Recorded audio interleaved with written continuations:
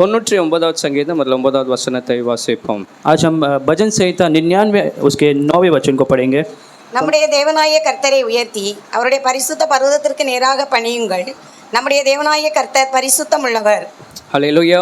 Hallelujah. இந்த வசனத்தில் நாம் பார்க்கிறோம், நம்முடைய தேவனாகிய கர்த்தர் அவர் பரிசுத்தர். उस वचन में भजन संहिता 99 के 9 में हम पढ़ते हैं हमारा परमेश्वर पवित्र है। நாம் ஆராதிக்கிற தேவன் அவர் எப்படிப்பட்டவர் என்றால் அவர் பரிசுத்த தேவன். हम जिस परमेश्वर की आराधना करते हैं वो पवित्र परमेश्वर है। அவரில் இருள் இல்லை, அவரில் பாவம் அல்ல. उसमें कोई अंधकार नहीं, उसमें कोई भी पाप नहीं। நாம் ஆராதிக்கிற தேவனோ அவர் பரிசுத்த தேவன். हम जिस परमेश्वर की आराधना करते हैं वो एक पवित्र परमेश्वर है। சேனைகளின் கர்த்தர் அவர் பரிசுத்தர், பரிசுத்தர், பரிசுத்தர். वो सेनाओं का यहोवा पवित्र, पवित्र और पवित्र है। எத்தனை பேர் விசுவாசிக்கிற நாம் ஆராதிக்கிற தேவன் பரிசுத்த தேவன்? आज कितने विश्वास करते हैं हम जिस परमेश्वर की आराधना करते हैं वो पवित्र परमेश्वर है। Lord whom we worship is a holy God. हम जिस परमेश्वर की आराधना करते हैं वो पवित्र परमेश्वर है। அன்னால் அவருடைய ஜெபத்திலே 1 சாமுவேல் 2வது அதிகாரம் 2வது வசனம் சொல்லும்போது, पहला शमूएल 2 अध्याय के 2 वचन में हन्ना अपने प्रार्थना में कहती है, கர்த்தரை உயர்த்தி சொல்லும்போது, கர்த்தரை குறித்து சொல்லும்போது, जब वो परमेश्वर के बारे में कहती है, கர்த்தரை போல பரிசுத்தம் உள்ளவர் இல்லை. वो कहती है कि परमेश्वर के जैसा और कोई भी पवित्र नहीं है। There is no one holy like the Lord. परमेश्वर के जैसे और कोई पवित्र नहीं। ஜீவனுள்ள தேவன் ஒருவரே,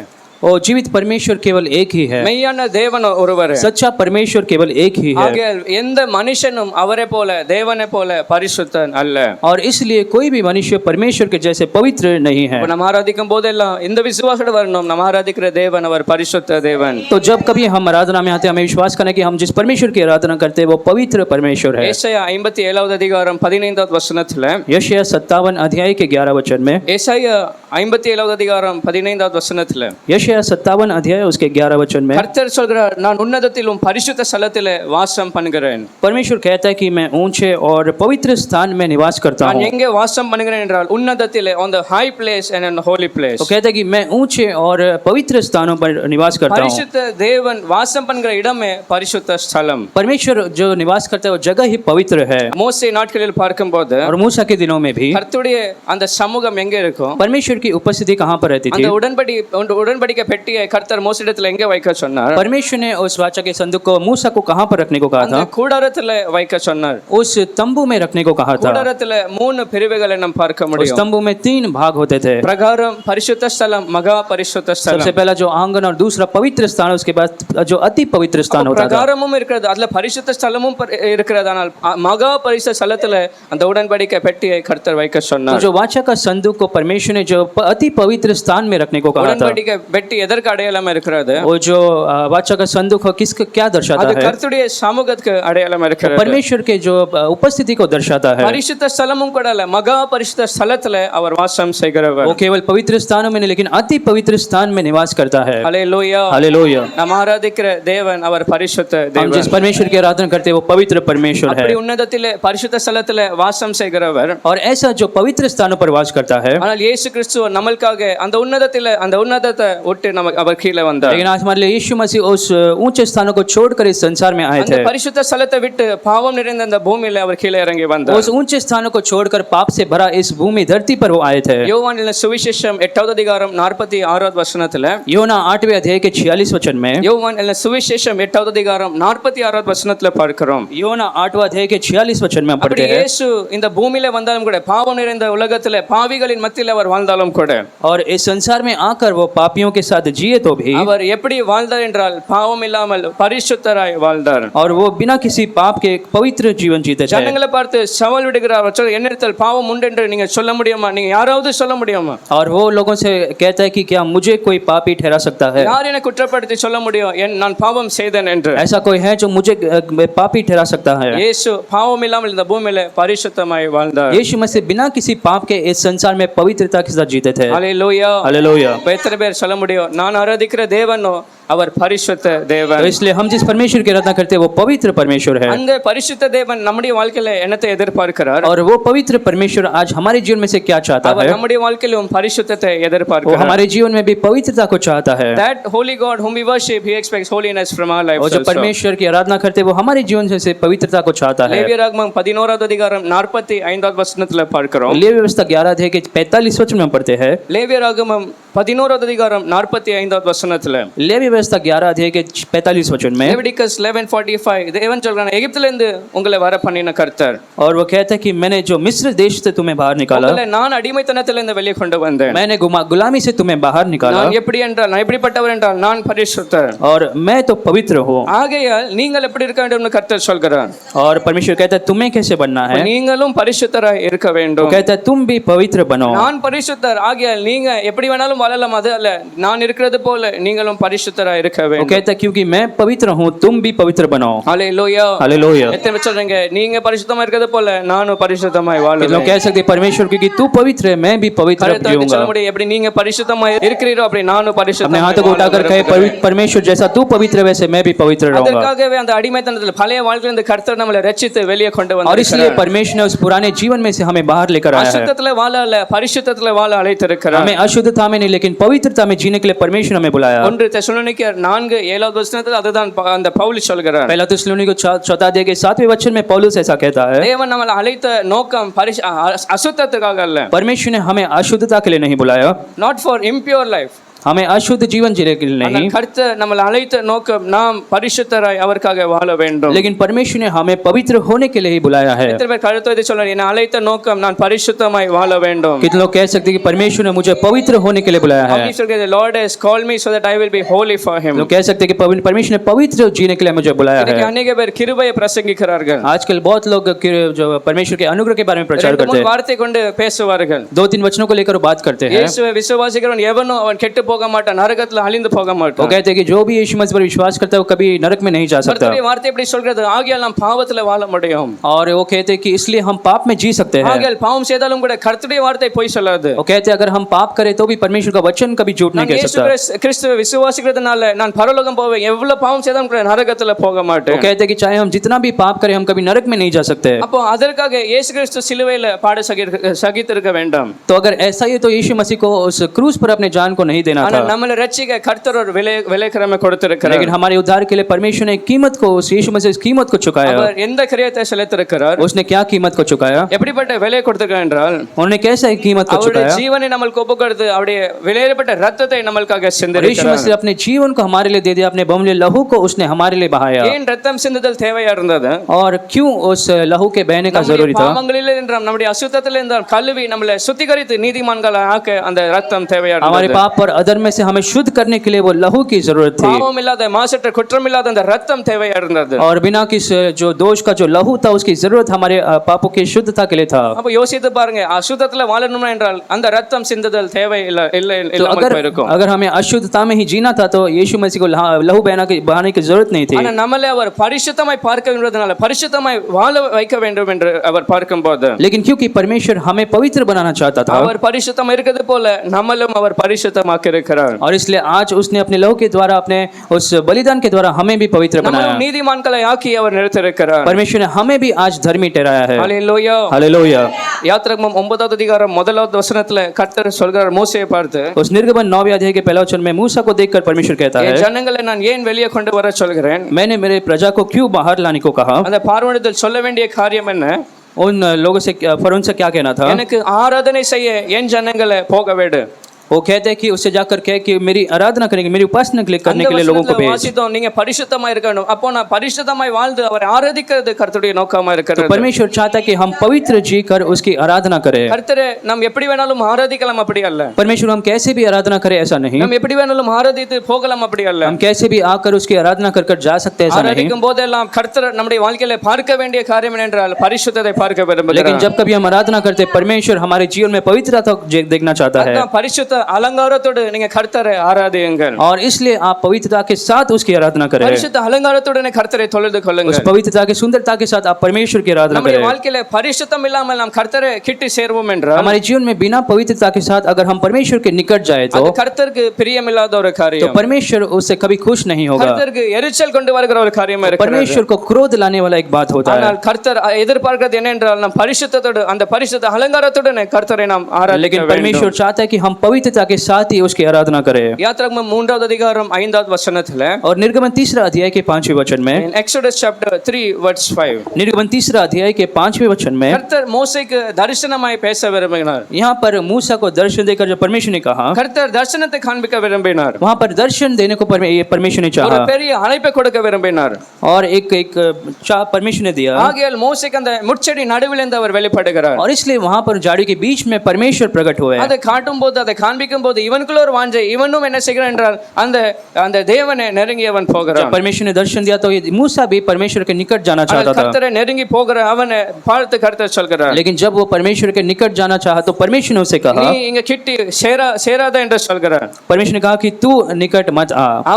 அவருக்கு என்ன வாஞ்சை என்றால் நான் தரிசனத்தை சொல்ல வேண்டும். और वो तो चाहता था कि मेरे दर्शन को मैं बताऊं। மோசேட்ட பேசி என்னுடைய தரிசனத்தை காண்பிக்க परमेश्वर चाहता था कि मैं मूसा को अपने दर्शन को बताऊं, இவனுக்கு வாஞ்சை நான் கர்த்தரிடத்துல சேர வேண்டும். लेकिन मूसा चाहता था कि मैं परमेश्वर के निकट जाऊं। ஆனாலும் கூட கர்த்தர் அவனை தடுத்து சொல்கிறார், உன் பாதரட்சை கழற்றி போடு, இந்த இடம் பரிசுத்த பூமியா இருக்கு. लेकिन वहां पर परमेश्वर ने उसे रोका और कहा कि तेरे जूतों को निकाल, क्योंकि ये पवित्र भूमि है। அப்போ அந்த அசுத்தமான அந்த பாதரட்சை ஒரு தடையை காணப்பட்டது. वहां पर जो अशुद्ध जूते थे वो वहां पर एक रुकावट जैसा बन அந்த गया। அசுத்தமான பாதரட்சை ஒரு கர்த்தருக்கு நெருங்க விடாமல் ஒரு தடையை மாறி போனது. वहां पर जो अशुद्ध जूते थे वो परमेश्वर के निकट आने से मूसा को रोक रहा था। கர்த்தர் பார்க்க விரும்பாத ஒரு காரியமா இது காணப்பட்டது. वो ऐसा एक चीज था जो परमेश्वर नहीं देखना चाहता था। கர்த்தர் சொன்னா நீ பக்கத்துல வராத, அதை கழற்றி போட்டு பின்ன நீ வா. और इसलिए परमेश्वर ने उसे कहा कि तू उसे निकाल कर मेरे पास आ। ஹல்லேலூயா. हालेलुया। அப்படிதான் நம்ம ஆராதிக்கும் போதெல்லாம் கர்த்தர் நம்முடைய வாழ்க்கையில பரிசுத்தத்தோடு அவர் ஆராதிக்க அவர் பார்க்க விரும்புகிறார். आज भी जब हम उसकी आराधना करते हैं, परमेश्वर चाहता है कि हम पवित्रता के साथ उसकी आराधना करें। அசுத்தத்தோடு வந்து ஆராதிக்கிறது கர்த்தருக்கு பிரியமல்ல. परमेश्वर नहीं चाहता कि आप अशुद्धता के साथ आकर उसकी आराधना करें। பாவத்திலும் வாழ்ந்து ஒரு உலகத்தானே போல வாழ்ந்து அவர் ஆராதிக்க வருகிறது அவருக்கு பிரியமல்ல. परमेश्वर नहीं चाहता कि हम पाप में जीकर हम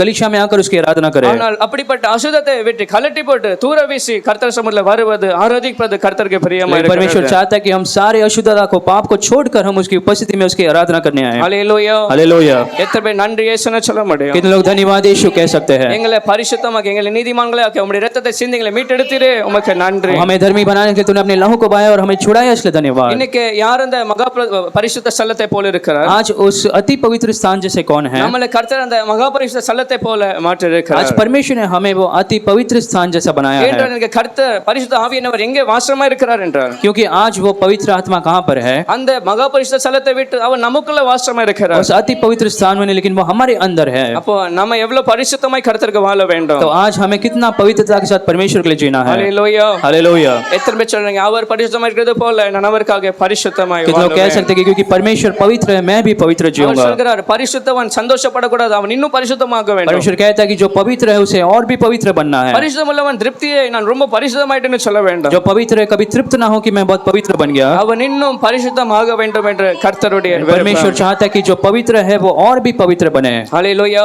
हालेलुया। ஒரு மனுஷன் எப்படி பரிசுத்தத்துல வாழ முடியும்? एक मनुष्य कैसे पवित्रता में जी सकता ஒரு है? மனுஷன் எப்படி இந்த பாவம் நிறைந்த உலகத்துல பரிசுத்தமாய் வாழ एक முடியும்? मनुष्य पाप भरे संसार में कैसे पवित्र जीवन जी ஒரு सकता है? குறிப்பிட்ட 3-4 காரியங்களை நாம் हम கவனிப்போம். कुछ 3 या 4 बातों को आज देखेंगे। முதலாவது யோவானின் சுவிசேஷம் 17வது அதிகாரம் 17வது வசனம். पहला யோனா 17 अध्याय के 17 वचन में, யோவானின் சுவிசேஷம் book of John chapter 17 verse 7. யோனா 17 अध्याय के 17 वचन में இயேசு கிறிஸ்து சிலுவை அந்த பாடுகளை சகிக்கிறதுக்கு முன்பாக சொல்லுகிற வார்த்தைகள்.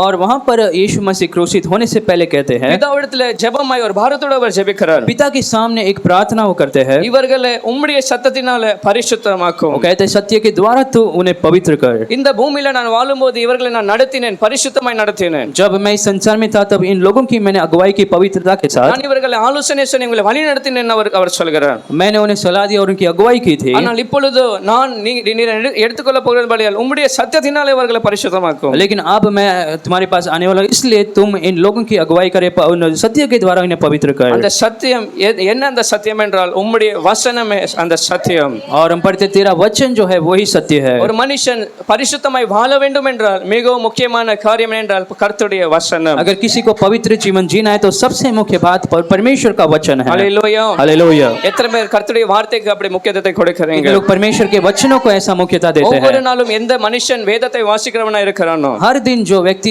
परमेश्वर के वचनों को पढ़ता है எந்தெந்த மனுஷன் கர்த்தருடைய வார்த்தைக்கு முக்கியத்துவத்தை கொடுக்கிறானோ और जो मनुष्य परमेश्वर के वचनों को मुख्यता அவன் देता है மாத்திரம் பரிசுத்தமாய் கர்த்தருக்காக இந்த பாவம் நிறைந்த உலகத்துல வாழ முடியும். केवल वही इस पाप भरे संसार में पवित्रता के साथ जी सकता है। கர்த்தருடைய வார்த்தை அறியாமல் கர்த்தருடைய சித்தத்தை அறியாமல் வாழ்கிற மனுஷன் அவன் பாவத்தை மேற்கொள்ள முடியாது. जो परमेश्वर के वचनों को नहीं जानता वो कभी पाप पर जयवंत नहीं हो सकता। பாவம் அவனை மேற்கொண்டுரும். जो पाप है उस पर जयवंत हो सकता है பாவத்துக்கு விலகி வாழ முடியாது. और इसलिए वो पाप को छोड़कर अलग नहीं रह கர்த்தருடைய सकता। சித்தத்தை அவன் அறிய முடியாது. परमेश्वर की इच्छाओं को नहीं जान पाएगा।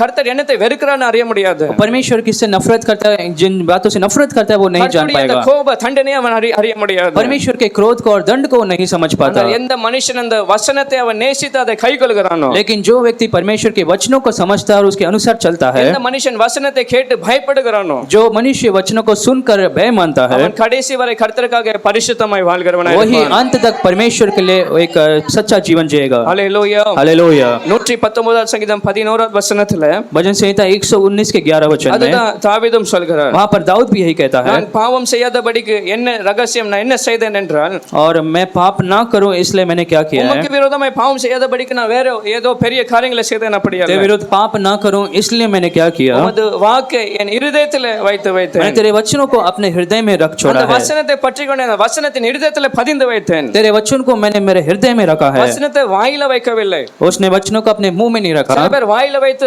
வசனத்தை பேசுவார்கள். कुछ लोग वचनों को केवल मुंह में रखकर बात करते ஆனா हैं, வாழ்க்கை மாறாது. लेकिन उनका जीवन कभी नहीं ஆனா बदलता। இருதயத்திலே வைக்கிறவன் அவன் கவனித்து நிதானித்து அவன் அதின்படி அவன் நடக்கிறவன். लेकिन जो वचनों को अपने हृदय में रखता है वो उन वचनों के अनुसार ही जीता है। ஹல்லேலூயா. हालेलुया। அந்த வசனத்தை இருதயத்திலே நீங்க வைக்க வைக்க और जितना आप परमेश्वर के वचनों को आपके हृदय में रखते हैं, சாத்தான் உங்களை பாவத்திலே தள்ள பார்க்கும்போது और जितना भी शैतान कोशिश कर ले आपको पाप में गिराने के நீங்க लिए, எல்லாவற்றையும் கவனித்து பார்ப்பீங்க.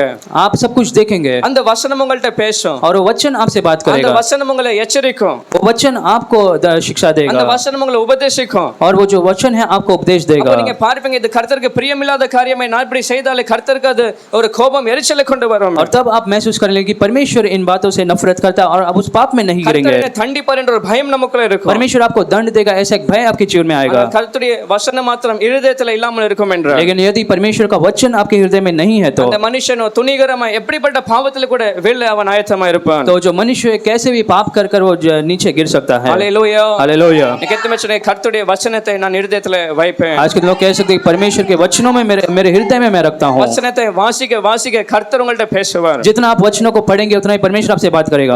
உங்களால கர்த்தரை அறிந்து கொள்ள முடியும். आप परमेश्वर को और भी जान पाएंगे, கர்த்தருடைய சித்தத்தை புரிந்து கொள்ள முடியும். परमेश्वर की इच्छाओं को आप समझ पाएंगे। கர்த்தர் எதை நேசிக்கிறார் எதை வெறுக்கிறார் நீங்க அறிந்து கொள்ள முடியும். परमेश्वर क्या चाहता है क्या नफरत करता है आप जान पाएंगे। அப்படி ஒரு மனுஷன் அந்த தேவ பயத்தோடு வாழ்வான் என்றால் அவன் பாவத்துல அவன் வீழ மாட்டான். और अगर कोई मनुष्य परमेश्वर का भय मानता है उसके वचनों के अनुसार जीता है तो वो कभी पाप में नहीं गिर இந்த सकता। சங்கீதக்காரர் தாவீது அப்படி ஏற்கனவே அப்படி வாழ்ந்தான் அப்படி அல்ல. और यहाँ पर भजन लिखने वाला वो पहले से ऐसा जीता था ऐसा नहीं। 67வது வசனத்துல அவன் முந்தி அவனுடைய வாழ்க்கை எப்படி இருந்தது குறித்து அவன் சொல்கிறான். उसी अध्याय के 67 वचन में हम पढ़ते हैं, நான் முன்னே நான் எப்படி இருந்தேன் என்றால் வழி தப்பி நான் நடந்தேன். भजन संहिता 119 के 67 में कहता है कि मैं पहले दुखित और भटका हुआ था, ஆனால் இப்பொழுது அந்த வசனம் தொடரும்போது இப்பொழுது உம்முடைய வார்த்தையை நான் காத்து நடக்கிறேன். वो कहता है परंतु अब मैं तेरे वचन को मानता हूँ। ஏன் அந்த தாவீது வழி தப்பி நடந்தான்? तो पहले क्यों दाऊद भटका था?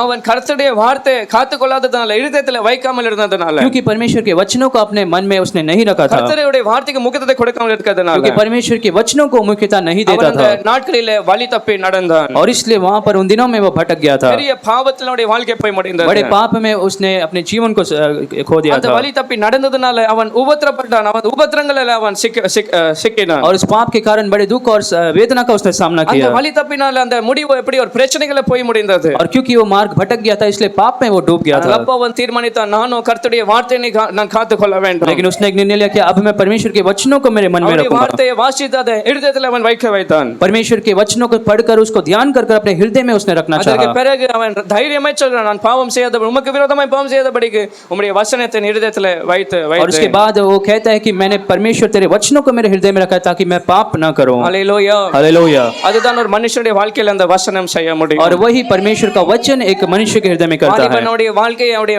நடக்கை எப்படி சுத்திகரிக்க முடியும்? और कोई एक व्यक्ति अपने जीवन को कैसे शुद्ध कर सकता है, வாலிபனுடைய வழிகளை எப்படி சுத்திகரிக்க अपने முடியும்? मार्ग को कैसे शुद्ध कर सकता है? கர்த்தருடைய வார்த்தைகளை வசனத்தின்படி தன்னை காத்துக்கொள்கிறதுனால परमेश्वर के वचन के अनुसार उसके अनुसार चलने से वो अपने जीवन को सुरक्षित रख सकता है। 2 தீமோத்தேயர் 3வது அதிகாரம் 17வது வசனத்துல दूसरा तीमुथियुस 3 अध्याय के 17 वचन में। 2 தீமோத்தேயர் 3:17 வசனத்துல கர்த்தருடைய வசனம் செய்கிற காரியங்களை பார்க்கிறோம். दूसरा तीमुथियुस 3 अध्याय के 17 वचन में परमेश्वर का वचन क्या करता அது ஒரு है? மனுஷனை உபதேசிக்கிறது. वो परमेश्वर का वचन जो है उपदेश देता है। வசனம் வாசிக்க அது ஒரு மனுஷனை கடிந்து கொள்ளும். और 16 वचन में पढ़ते परमेश्वर का वचन जब समझते वो एक मनुष्य को शिक्षा देता है। பாதையில நடக்கிற ஒரு மனுஷனை சீர்திருக்கிற ஒரு வார்த்தைகளா அது जो இருக்கும். गलत मार्ग पर चलता है उस मनुष्य को वो सीधे मार्ग पर ले चलता है। அப்போ எப்படிப்பட்ட ஒரு மனுஷன் அதை வாசித்தாலும் கூட அவனை தேறினவனாக்கி அவனை அந்த நீதிக்குள்ள நடத்த படிப்பிக்க அது பிரயோஜனம் உள்ள வார்த்தைகள் அது இருக்கிறது. तो परमेश्वर का वचन जो किसी के भी जीवन में क्रिया करता है और उसे एक सही दिशा में ले चलता है। ஹல்லேலூயா. हालेलुया। வசனத்தை வாசிக்கும் போது அது உங்களை உபதேசிக்கும், கண்டிக்கும், சரியான பாதையில நடத்தும். जब आप परमेश्वर के वचनों को पढ़ते तो वो आपको उपदेश देगा, वो आपको समझाएगा, सुधारेगा और धर्म की शिक्षा में ले चलेगा। நாம் கூட தேவன் பரிசுத்தமாய் இருக்கிறது போல அவரை போல நாம் கூட பரிசுத்தமாய் மாற முடியும். और इसलिए क्योंकि हमारा परमेश्वर पवित्र है, हमें भी पवित्र जीना நாம் है। கூட பாவம் நிறைந்த இந்த உலகத்துல வாழும்போது அவருக்காக பரிசுத்தமாய் வாழ முடியும். आज जब हम इस संसार पाप भरे संसार में तब हम पवित्र जीवन जी पाएंगे। இரண்டாவது எப்படி நாம் பரிசுத்தமாய் வாழ முடியும்? और दूसरी बात, हम कैसे पवित्र जीवन जी सकते हैं? நாம் ஆராதிக்கிற தேவன் அவர் ஜெபங்களை கேட்கிறவர். हम जिस परमेश्वर की आराधना करते हैं वो अपने प्रार्थना को सुनता है। கூப்பிடுற நாளிலே உனக்கு மறு உத்தரவு தருவேன் என்று சொல்கிறவர். कहता है जिस दिन तू पुकारता है मैं उत्तर दूंगा, கேளுனா அது கொடுக்கப்படும்னு சொல்கிறவர். तुम पूछो और तुमको दिया जाएगा। அப்போ நாம் ஜெபிக்கும் போதெல்லாம் பரிசுத்தத்துக்காக ஜெபிக்கும் போது கர்த்தர் நம்மளை பரிசுத்தமாய் காத்துக் கொள்கிறார். तो जब हम पवित्रता के लिए प्रार्थना करते तो परमेश्वर हमें ऐसा बनाएगा। ஹல்லேலூயா. हालेलुया। யார் கர்த்தரிடத்துல ஜெபிக்கிறவனா இருக்கிறான்? कौन परमेश्वर से प्रार्थना कर सकता है? யார் கர்த்தரை பார்த்து ஜெபிப்பான்? कौन परमेश्वर से प्रार्थना करता है? விசுவாசிக்கிறவன் ஜெபிப்பான். கர்த்தர் கேட்கிறார், இருக்கிறார், அவர் கேட்டு பதில் தருகிறவர். और जो विश्वास करता है कि परमेश्वर प्रार्थना को सुनकर उत्तर देता है वही करता है। எத்தனை பேர் நான் பரிசுத்தத்துக்காக ஜெபிப்பேன்? कितने लोग कह सकते हैं मैं पवित्रता के लिए प्रार्थना करता हूँ? நம்முடைய எத்தனை பேர் சொல்ல முடியும் நான் அதற்காக ஜெபிக்கிறேன் எத்தனை பேர் சொல்ல முடியும்? कितने लोग कह सकते हैं मैं पवित्रता के लिए हर दिन प्रार्थना करता हूँ? உண்மையா சொல்லி பாருங்க, நான் பரிசுத்தமாய் ஜெபிக்கிறேனா ஜெபிக்கலையா? आप सोच कर देखिए क्या आप ऐसा प्रार्थना करते हो या नहीं? அநேக நேரம் நம்முடைய ஜெபம்னா எப்படி இருக்குது என்றால், என்னை ஆசீர்வதிங்க, என்னை உயர்த்துங்க, எனக்கு அந்த பலவீனத்தை நீக்குங்க, வியாதியை நீக்குங்க, அது மாத்திரம் நம்முடைய ஜெபமா இருக்கிறது. और बहुत से समय हम ऐसा प्रार्थना करते हैं परमेश्वर तू आशीष कर, मेरे परेशानी को निकाल, मेरे दुख को निकाल, कमजोरी को निकाल, தேவைகளை சந்திங்க, பிள்ளைகள் வாழ்க்கை அற்புதத்தை செய்யுங்க, கல்யாணத்தை நடத்தி தாங்க, எல்லாமே நாம் ஜெபிக்கிறோம். हम प्रार्थना करते हैं परमेश्वर हमारे बच्चों के जीवन में अद्भुत कर और शादी में अद्भुत कर, ऐसा करते हैं। ஆனால் எதை ஜெபிக்காமல் போகிறோம் என்றால், என்னை பரிசுத்தமாய் வாழ உதவி செய்யுங்க ஒரு வார்த்தை கூட நாம் ஜெபிக்காமல் लेकिन हम போகிறோம். कभी ऐसा प्रार्थना नहीं करते कि परमेश्वर हमें और भी पवित्र बना। ஆனால் யாருக்கெல்லாம் பரிசுத்தமாய் வாழணும் என்ற ஒரு வாஞ்சை வைராக்கியம் இருக்குமோ, लेकिन जो कोई चाहता है कि मैं और भी पवित्र बनूं, அவர்கள் அப்படி ஜெபிக்கலாம், அப்படி ஜெபிப்பார்கள். केवल वही ऐसा प्रार्थना कर सकते हैं। ஹல்லேலூயா. हालेलुया। எத்தனை பேர் விசுவாசிகளை கர்த்தர் ஜெபங்களை கேட்கிறவர்? आज के लोग विश्वास करते हैं परमेश्वर प्रार्थना को सुनता है। அப்ப நீங்க விசுவாசிக்க வேண்டும், நான் ஜெபிப்பேன் என்றால் கர்த்தர் என்னை பரிசுத்தமாய் நடத்தவர் வல்லமையுள்ள தேவனாக इसलिए आपको இருக்கிறார். विश्वास करना है कि अगर हम प्रार्थना करेंगे तो परमेश्वर हमें और पवित्र बनाएगा। எத்தனை பேருக்கு வாஞ்சை இருக்கிறது நான் பரிசுத்தமாய் நடக்கணும் என்ற வாஞ்சை कितने लोग இருக்கிறது? चाहते हैं कि मैं और भी पवित्र बनना चाहता हूँ? அப்போ ஒவ்வொரு காலையில நீங்க ஜெபிக்கும் போதெல்லாம் வீட்டை விட்டு போகும்போதெல்லாம் நீங்க ஜெபிக்க வேண்டும். तो इसलिए हर सुबह को जब आप घर से बाहर निकलते तब आपको प्रार्थना करना நான் है। பிரயாணம் பண்ணும்போது பரிசுத்தமாய் வாழ எனக்கு உதவி செய்யுங்க. जब मैं यात्रा करता हूँ परमेश्वर मुझे पवित्रता के साथ रहने के लिए मदद என் करे। வேலை ஸ்தலத்துல பரிசுத்தமாய் இருக்க எனக்கு உதவி செய்யுங்க. मैं जहाँ पर काम करता हूँ वहाँ पर भी पवित्रता के साथ रहने के लिए मदद என் करे। நண்பர்களோடு சேரும்போது பரிசுத்தமாய் வாழ எனக்கு உதவி செய்யுங்க. मेरे मित्रों के साथ मैं जब रहता हूँ तब वहाँ पर भी पवित्रता के साथ रहने के लिए என் मदद करे। குடும்பத்தை என் பிள்ளைகளை பரிசுத்தமாய் வாழ உதவி செய்யுங்க. मेरे बच्चों को, मेरे परिवार को पवित्र बना। காத்துக்கொள்ளுங்க, ஜெபிக்கும் போது கர்த்தர் ஜெபங்களை கேட்கிற जब தேவனாக हम இருக்கிறார். ऐसा प्रार्थना करते तो परमेश्वर उन प्रार्थना को सुनता है। ஹல்லேலூயா. हालेलुया। இன்னைக்கு இந்த எத்தனை பேர் சொல்லுங்க அப்படிப்பட்ட ஜெபத்தை நான் செய்வேன்? आज के लोग कहते हैं कि ऐसा प्रार्थना को मैं करूंगा। கர்த்தர் இப்படிப்பட்ட ஜெபங்களை கேட்கும்போது அதிகமாய் பிரியப்படுகிறது. परमेश्वर जब ऐसे प्रार्थना को सुनता है तो वो और भी खुश होते हैं, என்றால் கர்த்தருடைய சித்தம் விருப்பமே அதுதான். क्योंकि परमेश्वर की इच्छा यही है நான் பரிசுத்தமா இருக்கிறது போல நீங்களும் பரிசுத்தமா இருங்க. जैसे मैं पवित्र हूँ वैसे तुम भी पवित्र बनो। அப்ப அவருடைய சித்தத்தின்படி நீங்க கேட்கும்போது நிச்சயமா அது கொடுக்கப்படும். तो इसलिए जैसे परमेश्वर की इच्छा है तो आप जब मांगते हैं परमेश्वर उसे देगा। 119 சங்கீதம் 37வது வசனத்துல தாவீதுக்கு அப்படிப்பட்ட ஜெப பழக்கம் இருந்தது. भजन संहिता 119 के 37 में देखते हैं। அந்த 119 சங்கீதம் 37 119 verse 37 भजन संहिता 119 के 37 में, turn my eyes from worthless things. और व्यर्थ चीजों से मेरे आंखों को तो फेर। என்னுடைய கண்ணு அடிக்கடி அந்த மாயை பார்த்து அது விலகி போகிறது. मेरे आंख जो है व्यर्थ वस्तुओं को पर लगा रहता है। மாயை பார்த்து உலக காரியங்களை பார்த்து அது சிக்கிக் கொள்கிறது. मेरे आंखें जो है व्यर्थ वस्तुओं की ओर लगा रहता है। பாவத்தை வீணான காரியங்களை பார்த்து உலக ஆசையை பார்த்து அது சிக்கிக் கொள்கிறது. ये संसार की इच्छाओं पर मेरी आंखें लगी रहती है। ஆகையால் அந்த கண்களுக்காக அவர் ஜெபிக்கிறார். इसलिए परमेश्वर से प्रार्थना करता है कि मेरी आंखों को व्यर्थ वस्तुओं से दूर कर। என்னுடைய கட்டுப்பாட்டுல இல்லாமல் இருக்கிறது. और वो कहता है कि मैं उस पर मैं हावी मैं नियंत्रण में नहीं ला पा रहा। பாராதபடிக்கு நீர் என் கண்களை விலக்கும் என்று और கேட்கிறார். इसलिए वो प्रार्थना करता है मेरी आंखों को व्यर्थ वस्तुओं की ओर से फेर दे, உம்மது வழிகளிலே என்னை ताकि मैं तेरे मार्ग पर चल पाऊं। help me to obey your word. वो कहता है कि तेरे वचनों को मानने के लिए He's मदद asking कर। for God's help to make him pure. परमेश्वर की मदद मांगता है उसे शुद्ध करने के लिए। இந்த ஆராதனை எத்தனை பேர் அப்படி நான் கர்த்தருடைய உதவியை தேடுவேன் பரிசுத்தமாய் வாழ கர்த்தருடைய आज உதவியை कितने लोग कह सकते हैं, தேடுவேன் मैं ऐसा प्रार्थना करूंगा परमेश्वर को मुझे और भी पवित्र बनाए। ஹல்லேலூயா हालेलुया। ஆனால் யார் இப்படிப்பட்ட ஜெபத்தை செய்ய முடியும் लेकिन ऐसा प्रार्थना कौन कर सकता है? எல்லாரும் செய்ய முடியாது और सभी लोग नहीं कर सकते। யாருக்கெல்லாம் உண்மையாய் பரிசுத்தமாய் வாழணும் என்று ஒரு வாஞ்சை இருக்கும் जो कोई सच में चाहता है कि वो पवित्र जीवन जिए, அவங்க மாத்திரம் கர்த்தரிடத்தில் ஜெபிக்க முடியும் केवल वही लोग ऐसे प्रार्थना कर இல்ல सकते हैं। யாரெல்லாம் பாவத்துல நல்ல சந்தோஷமா இருக்கிறார்களோ और जो कोई पाप में बड़े आनंद के साथ जीते हैं, யாரெல்லாம் உலகத்தனை போல எல்லாம் உலகத்தை அனுபவித்துக் கொண்டிருக்கிறார்களோ जो कोई इस संसार की चीजों में व्यस्त है, யாரெல்லாம் பரிசுத்தமாய் கர்த்தர் பரிசுத்தத்தை போல வாழணும் என்ற வாஞ்சை இல்லாமல் இருக்கிறார்களோ जिनके अंदर चाहत नहीं कि वो पवित्र जीवन जिए, அவர்கள் ஒரு நாளும் கூட பரிசுத்தத்துக்காக ஜெபிக்கவே वे முடியாது लोग कभी भी पवित्रता के लिए प्रार्थना नहीं कर सकते। 51வது சங்கீதம் 10வது வசனத்துல भजन संहिता 51 के 10 में हम पढ़ते हैं, பட்சபலத்துல பாவம் செய்த பின்பு அவனோ கர்த்தரிடத்தில் கிருபையை கேட்கிறான் बदशेबा के साथ पाप करने के बाद वो परमेश्वर से मदद मांगता है। 51 சங்கீதம் 10வது வசனத்துல அவர் கேட்கிற தேவனே சுத்த இருதயத்தை என்னில் சிருஷ்டியும் भजन संहिता 51 के 10 में वो कहता है कि परमेश्वर मेरे अंदर एक शुद्ध मन को उत्पन्न करे। இருதயமும் பாவம் நிறைந்த இருதயமா இருக்கிறது मेरा मन तो पाप से भरा है அடிக்கடி தவறி போகிறவனாய் காணப்படுகிறேன் और मैं बार बार उस என்னுடைய गिर जाता நினைவுகள், हूँ। சிந்தைகள் இருதயத்துல எல்லாம் பாவம் நிறைந்து இருக்கிறது मेरे सोच विचार में मेरे हृदय में पाप भरा है, ஆகையால் கர்த்தருடைய உதவி தேடி சொல்கிறான் சுத்த இருதயத்தை என்னில் சிருஷ்டியும் और इसलिए वो परमेश्वर से मांगता है कि परमेश्वर एक शुद्ध मन को उत्पन्न कर। ஹல்லேலூயா हालेलुया। எத்தனை பேர் அப்படிப்பட்ட ஒரு ஜெபத்தை செய்வீங்க कितने लोग ऐसे प्रार्थना को आज कर सकते என்னுடைய हैं? இருதயத்துல ஒரு சுத்திகரிப்பை கொண்டு வாங்க हमारे मन को शुद्ध कर, என் நினைவுகள் ஒரு பரிசுத்தத்தை கொண்டு मेरे வாங்க सोच विचारों को शुद्ध कर, என்னுடைய எல்லாம் அந்த யோசனைகள் ஒரு பரிசுத்தத்தை கொண்டு வாங்க मेरे सारे सोच विचार में पवित्रता को लेकर आ। அசுத்தம் என் இருதயத்துல இருக்க கூடாது मेरे मन में कोई भी अशुद्धता ना हो, பாவம் என் இருதயத்துல இருக்க கூடாது मेरे मन में कोई भी पाप ना हो। இயேசு சொல்கிறார் அந்த இருதயத்துல இருந்து தான் எல்லா காரியங்கள் வெளியே வருகிறது यीशु मसीह कहते हैं कि जो हृदय है उसमें से सारे बात बाहर निकलते हैं। கொலை செய்கிற இல்ல व्यभिचारத்துல வேதனையில வர எல்லா அந்த காரியங்கள் எல்லாம் இருதயத்துல இருந்து வெளியே जो வருகிறது हत्या करने का सोच हो या पाप करने का सोच, कोई भी सोच जो मन से ही बाहर निकलता है, பாவத்தை ஒரு மனுஷங்களை எங்க போட வைக்க பார்க்கிறான் तो इसलिए शैतान एक मनुष्य के अंदर पाप कहाँ रखना அந்த चाहता है? இருதயத்துல பாவத்தை வைத்து நிரப்ப பார்க்கிறான் शैतान उस हृदय में पाप रखने की कोशिश करता है। கண்களினால ஏதாவது பார்த்து அந்த இருதயத்துல போய் அதை பதிகிறது जब आंखों से कुछ देखते हैं तो वो मन में जाकर वो रहता है। காதுகளினால கேட்கிறதுனால இருதயத்துல போய் ஏதாவது பதிக்கிறான் जो कुछ हम कानों से सुनते हैं वो हृदय में वो होता है। இப்போ இந்த இருதயம் பாவத்தினால நிரம்பி இருக்கும் பொழுது और इसलिए जब हृदय पाप से भर जाता है எல்லாம் அசுத்த நினைவுகள் எல்லாம் அந்த யோசனைகள் வருகிறது और जो सारे अशुद्ध सोच विचार हमारे मन में आते யாரை हैं, பகைக்கலாம் என்ன செய்யலாம் எப்படி பாவத்துல இருக்கலாம் எப்படி அனுபவிக்கலாம் அது எல்லாமே உள்ள இந்த வருகிறது हम कैसे पाप कर सकते हैं, उसके विरोध में हम क्या कर सकते हैं, ऐसे सारे सोच विचार हमारे मन में चलते हैं। ஆனால் தாவீது சொல்றார் ஒரு சுத்த இருதயத்தை என்னில் சிருஷ்டியும் लेकिन दाऊद कहता है कि इसलिए कि मेरे अंदर एक शुद्ध मन को இருதயத்தில் उत्पन्न ஒரு कर, பரிசுத்தம் காணப்பட வேண்டும் मेरे मन में पवित्रता हो। அதை யார் செய்ய முடியும் என்றால் கர்த்தருடைய உதவி நீங்க கேட்க முடியும் और इसलिए आप परमेश्वर के मदद को आज मांग सकते சுய हैं। பலத்தினால் சில காரியங்களை நாம் செய்ய முடியாது हम अपने खुद के बल से कुछ चीजों को नहीं कर சுய सकते। பலத்திலே செய்யும்போது ஒரு நாள் நாம்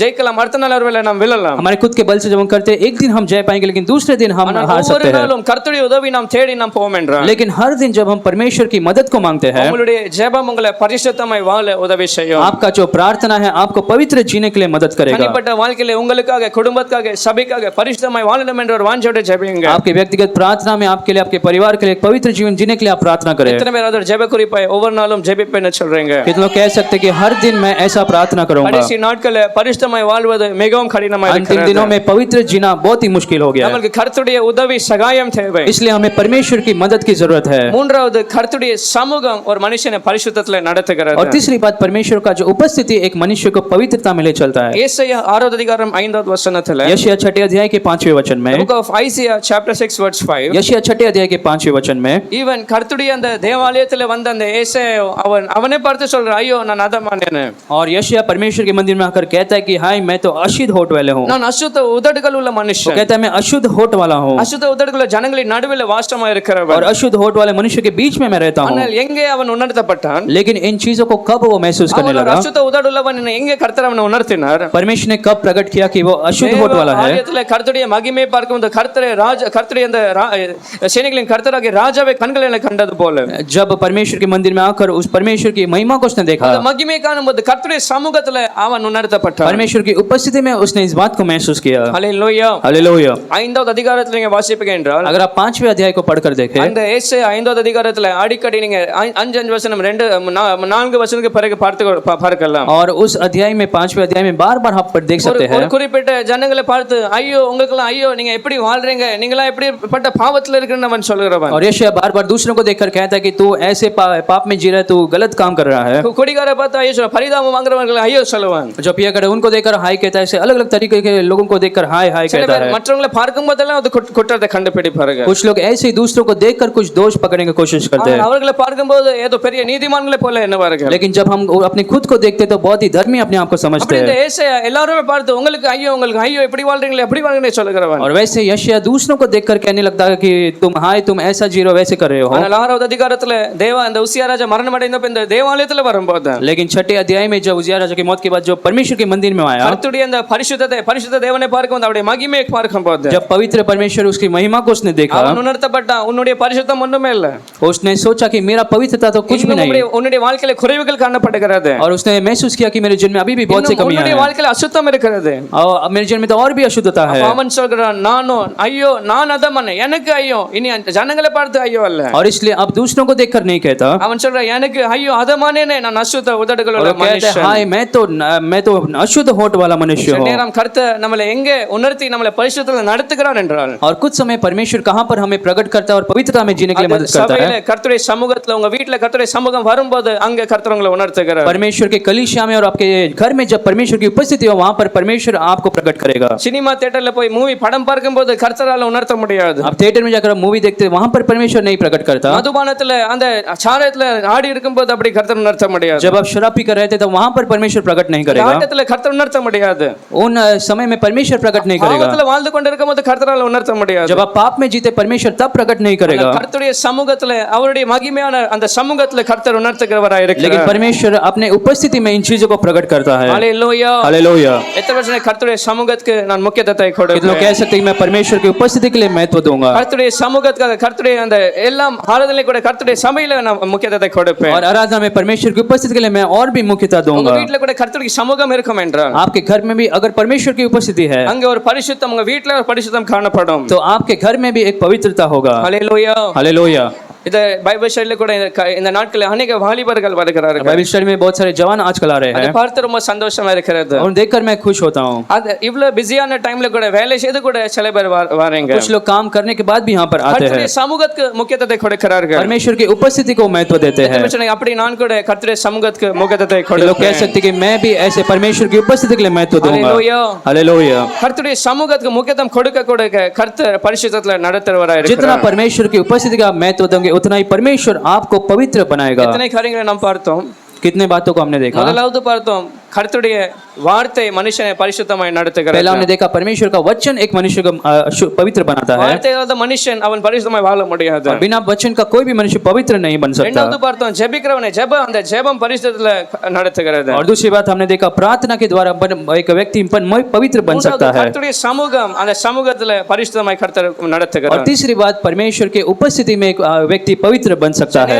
நம்முடைய வீட்டை ரொம்ப சுத்திகரிப்போம். कुछ समय हम हमारे घर को बहुत साफ सफाई करते எல்லா हैं, பாத்திரத்துல ரொம்ப தேய்ச்சி நம்ம விளக்குறோம். सारे बर्तनों को अच्छे से धोकर रखते हैं। நம்முடைய பார்வையில் எப்படி இருக்கும் என்றால் நம்ம வீட்டை நம்ம ரொம்ப சுத்திகரிட்டோம் நம்ம யோசிப்போம். तो हमारी दृष्टि में हमको लगता है कि हमारे घर को हमने बहुत अच्छे से साफ कर दिया, நான் தான் ரொம்ப நல்லா சுத்திகரித்து வைத்திருக்கிறேன். आपको लगता है कि हमने बहुत अच्छा साफ कर लिया है। அதுக்கப்புறம் யாராவது உங்களை வேற விசுவாசி யாராவது உங்களுடைய சகோதரர் உங்க வீட்டுல கூப்பிடலாம். लेकिन कोई और जब कोई दूसरा विश्वासी भाई बहन की आपके उनके घर पर आपको बुलाता है, அங்க திடீர்னு நீங்க பார்க்கும்போது அங்க ரொம்ப சுத்தத்தோட அவங்க வைத்திருப்பாங்க. और उनके घर पर जाकर आप देखते हैं कि उनका घर तो और भी अच्छा साफ எல்லாமே सफाई ரொம்ப रहता है, ஒழுக்கத்தோட இருக்கும். सब कुछ बहुत ही अच्छे तरीके से उन्होंने रखा ரொம்ப है, நீட் அண்ட் கிளீனா இருக்கும். सब कुछ अच्छे नीट एंड क्लीन रखा है। அங்கதான் நீங்க உணர்த்தப்படுவீங்க உங்களுடைய சுத்திகரிப்பு உங்களுடைய அந்த எல்லாம் நீங்க வைத்திருக்க அந்த ஒழுக்கத்தோட வைத்திருக்க அது ஒன்றுமே இல்ல. और तब आप महसूस करने लगते हैं कि आपके घर में जैसे आपने साफ सफाई किया वो तो कुछ भी नहीं है, அதுதான் கர்த்தருடைய சமூகம் நம்முடைய வாழ்க்கையில செய்கிறது. और वही परमेश्वर की उपस्थिति में हमारे घर में जीवन में உலகம் करता நம்மள है। உணர்த்த முடியாது.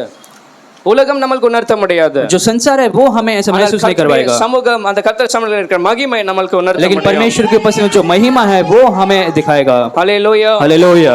அப்படி ஒரு பக்கம் கர்த்தருடைய வார்த்தை கர்த்தருடைய சமூகம் ஜெபம் இருந்தாலும் கூட और एक तरफ परमेश्वर का वचन उसकी उपस्थिति और प्रार्थना है तो சில भी நேரம் நாம் சில தீர்மானங்களை எடுக்க வேண்டும். कुछ समय हमें भी कुछ निर्णय को लेना जरूरी ஒரு है। மனுஷன் பரிசுத்தமாய் வாழ வேண்டும் என்றால் अगर एक मनुष्य पवित्र जीना चाहता है तो அவனுடைய வாழ்க்கையில அவன் சில தீர்மானங்களை எடுக்க उसके வேண்டும். जीवन में उसे कुछ निर्णय निर्णय को लेना जरूरी है। ஆதியாகமம் 39 அதிகாரம் 10வது வசனத்துல उत्पत्ति 39 अध्याय उसके 10वें वचन में, the book of Genesis 39 verse 10 उत्पत्ति 39 अध्याय के 10वें वचन में, இங்க யோசேப்பை குறித்து यहाँ பார்க்கும்போது पर जब हम यूसुफ के बारे में पढ़ते हैं, அந்த போத்திபாருடைய மனைவியோ பார்க்கிறோம் நித்தம் நித்தம் யோசேப்போடு இப்படி பேசிக்கொண்டு வந்தார். हम उस पोतीबार की पत्नी के बारे में देखते हैं जो दिन प्रतिदिन उससे बात करती थी। எப்போ பாவத்துல இழுக்க பார்த்தார்? वो कब उसे पाप में खींचने की कोशिश करती வாரத்துல थी? ஒரு நாள் ரெண்டு நாள் அல்ல, हफ्ते में 1 या 2 दिन नहीं। எப்போ இழுக்க பார்த்தார்?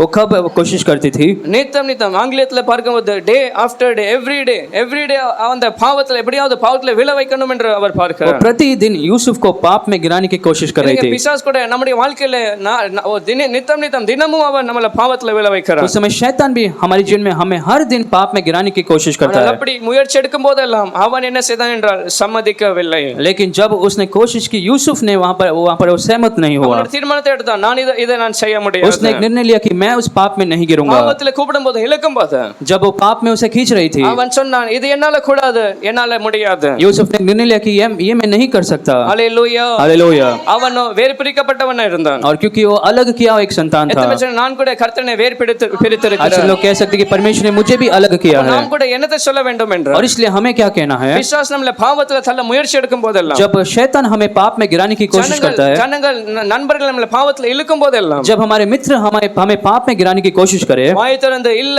என்னால முடியாது, கர்த்தருடைய பிள்ளை, நான் ரட்சிக்கப்பட்டவன், என்னால செய்ய முடியாது என்று சொல்ல तब வேண்டும். आपको मुंह खोल के कहना है कि मैं परमेश्वर का बच्चा हूं, मैं ये सब नहीं कर सकता। ஹalleluya. हालेलुया। எத்தனை பேர் நான் வாயை திறந்து அப்படி நான் சம்மதிக்க மாட்டேன், நான் பதில தருவேன். कितने लोग कह सकते कि मैं सहमत नहीं होऊंगा, लेकिन मुंह खोलकर मैं जवाब அந்த दूंगा। நாட்களில் அவனுக்கு அந்த ஒரு எஜமானுக்கு அவன் எவ்வளவு கீழ்ப்படிந்து வாழ்ந்திருக்க வேண்டும். उन दिनों में यूसुफ आपने जो उसके कितना अच्छे से काम அவன் करना அந்த था। போத்திபாருடைய வீட்ல ஒரு வேலைக்காரனாய் வாழ்ந்து கொண்டிருந்தான். पोतीबार के घर में एक काम करने वाला जैसा होता, எஜமான் சொல்லும்போது கீழ்ப்படிந்தா இருக்கணும், और सेवक के काम जैसा वो करता था, பயத்தோடு வாழ்ந்திருக்க வேண்டும். वो बड़े डर के साथ वहां पर उसे जीना ஆனால் था। அதை பார்க்கலும் அவன் தேவனுக்கு பயந்ததனால, लेकिन क्योंकि वहां पर उससे बढ़कर वो परमेश्वर से डर रहा அவன் था, அந்த பாவத்துக்கு அவன் சரின்னு சொல்லாமல் சம்மதிக்காமல் அவன் அங்கிருந்து தவறி उसने उस போனான், पाप ஓடி के लिए போனான். सहमत नहीं हुआ और अपने जीवन को उसने बचाया। ஹalleluya. हालेलुया। ஆதியாகமம் 39:12வது வசனத்துல उत्पत्ति 39 के 12 वचन हम पढ़ते हैं। இங்க இரண்டாவது அந்த பிசாசு இல்லைன்னா அந்த பாவம் அந்த போத்திபாருடைய மனைவி என்ன செய்ய பார்க்கிறார்? और दूसरी बार अब वो पोतीबार की पत्नी अब क्या करने लगी? இவன்ட்ட பேசி பிரயோஜனம் இல்ல, उसने सोचा कि इससे बात ये करना व्यर्थ இனி है। ஏதாவது செய்யணும் என்று उसने सोचा कि अब कुछ तो मुझे करना पड़ेगा, வஸ்திரத்தை அவர் பற்றி பிடித்தார். और इसलिए अब वो यूसुफ के वस्त्र को पकड़ने இனி लगी। வார்த்தையினால இல்ல, பாவத்துல விழவே அவள் முயற்சி अब எடுக்கிறார். केवल अपने वचनों से, अपने बातों से नहीं, लेकिन उसे छूकर अब उसने पाप में गिराने की कोशिश की। ஆனால் அங்கே அந்த யோசேப்பு என்ன செய்தான் என்றால், लेकिन वहां पर यूसुफ ने क्या किया? தன்னுடைய அந்த மேல் வஸ்திரத்தை கூட அவன் விட்டு அங்க வெளியே ஓடி போனான். उसने वहां पर अपने वस्त्र को उसके हाथों में छोड़कर वहां से भाग गया। ஹalleluya. हालेलुया। இதுதான் நாம் செய்ய வேண்டிய காரியம். நாம் எடுக்க வேண்டிய தீர்மானம் என்னென்றால், முதலாவது இல்லைன்னு சொல்லணும், இரண்டாவது அது முடியாதான் கூட அதை விட்டு நாம் ஓடி போக और வேண்டும். सबसे पहले हमें इनकार करना है, और दूसरी बात हमें उस जगह को छोड़कर बाहर निकल जाना है। ஹalleluya. हालेलुया। சாத்தான் அவனை எங்க பாவத்துல விழ தள்ள பார்த்தான்? शैतान ने उसे कहां पर पाप में गिरने की कोशिश किया? அவருடைய குடும்பத்துல அல்ல, उसके परिवार में नहीं, வேலை ஸ்தலத்துல அவன் ஒரு வேலைக்காரனை போல வாழும்போது, जहां पर वो काम करता था, एक सेवक का काम करता था, அங்கே அந்த போத்திபாருடைய மனைவி அவன் ஒரு பாவத்துல ஒரு வாழ அவன் ஆயத்த பண்ணி வைத்தான். वहां पर पोतीबार की पत्नी ने उसे पाप में गिराने की कोशिश சில की। நேரம் நம்முடைய வேலை ஸ்தலத்துல கூட பிசாசு சில பேரை நம்முடைய வாழ்க்கையில கொண்டு வருகிறான். कुछ समय हम जहां पर काम करते, वहां पर भी शैतान कुछ ऐसे पाप को हमें दिखाता है। அது ஒரு பையனா இருக்கலாம், वो एक लड़का हो सकता அது ஒரு है, பெண்ணா இருக்கலாம், कोई लड़की हो सकती है, அது ஒரு நண்பரா இருக்கலாம், आपका मित्र हो सकता है, எப்படி வேணா கூட இருக்கலாம். वो कोई भी हो सकता है। ஆனால் பிசாசு சில நேரம் அவர்களை பாவத்துல நம்மள தள்ளி வைக்க அவன் கொண்டு வருகிறான். और शैतान कुछ समय हमें पाप में गिराने के लिए इन लोगों के द्वारा कोशिश करता है। நம்முடைய வாழ்க்கையில அப்படிப்பட்ட ஜனங்கள் இருப்பார்கள் என்றால், अगर हमारे जीवन में ऐसे लोग आज हैं तो, நம்முடைய வேலை சாட்சி இல்லாம நம்ம வாழ்வோம் என்றால், अगर हम जहाँ पर काम करते हैं वहाँ पर एक गवाही का जीवन जिएंगे तो, அப்படிப்பட்ட நண்பர்கள் இருப்பார்கள் என்றால், अगर ऐसा मित्र हमारे साथ है तो, அப்படிப்பட்ட பாவம் நிறைந்த இடத்துல நம்ம வாழ்வோம் என்றால், ऐसे अगर पाप भरे जगहों पर हम रहते हैं तो, எத்தனை சொல்ல முடியும், யோசேப்பை போல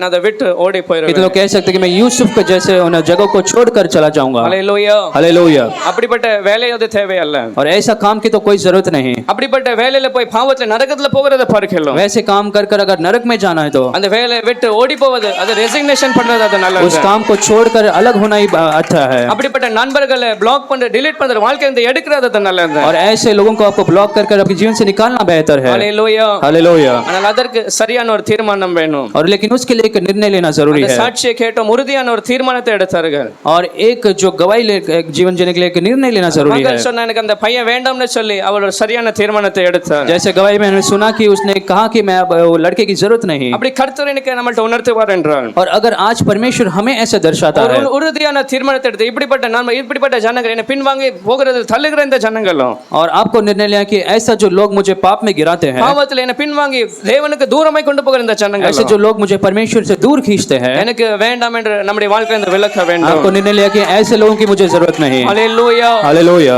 ஹalleluya. हालेलुया।